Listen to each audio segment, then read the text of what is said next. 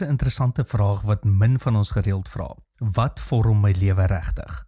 Welkom by die Sepcast, die tuiste van die nommer 1 netwerk vir jou lewe. Dis waar ons stories nie oor dieper kyk en saam ontdek hoe Jesus vandag werk.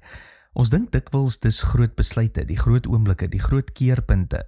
Maar wanneer jy mooi kyk, is dit meestal nie die groot oomblikke wat ons vorm nie. Dis die herhalende ritmes, die klein dinge wat oor en oor gebeur, die mense wat ons week na week sien, die gesprekke wat aanhou, die gewoontes wat ons vorm, sonder dat ons dit eers agterkom. In Lukas 5 lees ons 'n kort, amper onopsigtelike sin oor Jesus, maar hy het hom dikwels teruggetrek na eensame plekke om te bid. Die sleutelwoord daar is dikwels. Nie een keer nie net wanneer dit moeilik was nie, dikwels. Met ander woorde, Jesus se lewe is gevorm deur ritmes. Ritmes van onttrekking, ritmes van gebed, ritmes van gemeenskap. Hy het in sinagoges geleer, by tafels geëet, saam met disippels gereis. Sy lewe was nie net 'n reeks dramatiese oomblikke nie. Dit was 'n patroon van herhalende praktyke.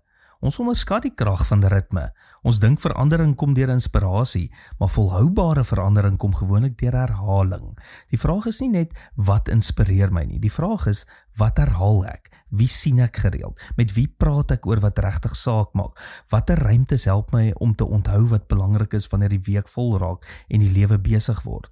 Baie mense leef met die hoop dat hulle eendag weer sal terugkom na sekere dinge, terugkom na die gewoontes wat hulle wil hê, terugkom na die mense wat vir hulle goed is, terugkom na die ritmes wat hulle help groei.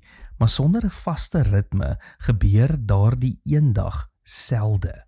Die lewe vul die spasie, die week raak vol, en wat belangrik is, word maklik uitgestel. Dis nie omdat ons nie omgee nie, dis omdat ons nie 'n ritme het wat dit dra nie. Nou die vroeë kerk het dit intuïtief verstaan. Hulle het nie net by mekaar gekom wanneer dit gerieflik was nie. Hulle het 'n ritme gebou, saam eet, saam bid, saam leer, saam leef.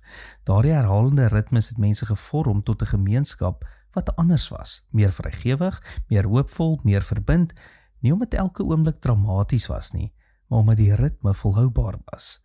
En by SA Gemeente praat ons van die nommer 1 netwerk vir jou lewe, daar waar jy bly, werk en speel. 'n Deel van hierdie visie is om ritmes te skep wat jou lewe oor tyd vorm. Nie net oomblikke van inspirasie nie, maar ruimtes van herhaling, want uiteindelik word jou lewe gevorm deur wat jy oor en oor doen, en deur wie jy oor en oor sien. En miskien is dit die uitnodiging om nie net te wag vir groot oomblikke nie, maar om doelbewus ritmes te bou wat jou help word wie jy hoop om te wees. Want oor tyd doen ritmes iets wat oomblikke nie kan nie. Hulle vorm jou stadig, maar seker in die rigting waarin jy leef. En ek nooi jou om te kom doen in SA Gemeente. Ek nooi jou om deel van 'n groeigroep te word as jy nog nie is nie. Ons wil jou behoorlik leer ken en ons wil vir jou goed wees. Tot môre. Mooi loop.